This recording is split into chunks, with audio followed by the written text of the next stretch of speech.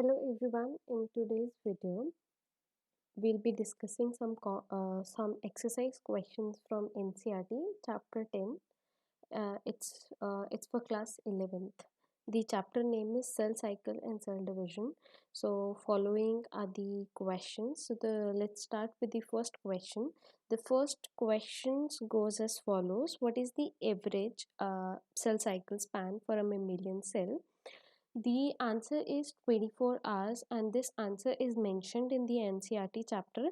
If you want a separate video where I explain the whole chapter, please mention it in the comment section and go through the uh, I'll make a separate video where I'll discuss the whole chapter and tell you why the cell cycle is for 24 hours and what are the various components for the cell cycle.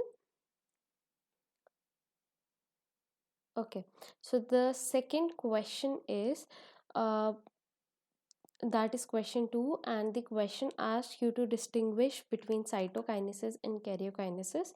It is a very common question and it keeps coming in the section for short answer. This question comes as 1 mark or 2 marks question maximum.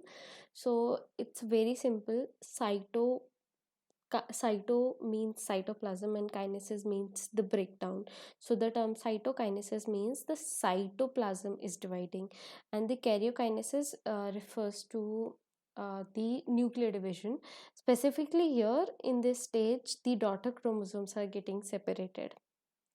So both of these questions come in the short answer category for 1 marks or 2 marks. Okay, let's move on to question number 3.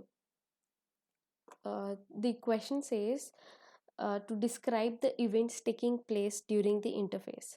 So the interphase is the phase of cell cycle where the cell is preparing itself to undergo the process of mitosis or meiosis. So during this stage, the it's also called resting phase, but the cell is not actually resting. It's very dynamic at this stage and it's doing a lot of work. It's preparing itself for the main event, that is mitosis or meiosis. Okay, so in the ebb phase, the cell the cell the interface in itself can be divided into 3 stages, that is G1 phase, S phase and G2 phase. The G1 phase, in the G refers to the gap. uh, During this stage, the cell is metabolically active, it's growing in its size and it's preparing itself for the replication process that will be happening in the S phase. In the S phase, the cell is also this phase is also called the synthesis phase or replication phase, because the DNA replication occurs in cell S phase. Also, one more question can be asked in the paper, like they can simply ask you at what stage the DNA replication is occurring, and it's a very common question. It keeps repeating, and there is a lot of chances that this question might pop up in your unit test or the half yearly exams. So remember, in the S phase, the DNA replication is taking place. Okay. In the G2 phase, this phase is also called gap 2 phase. During this phase, let me correct this.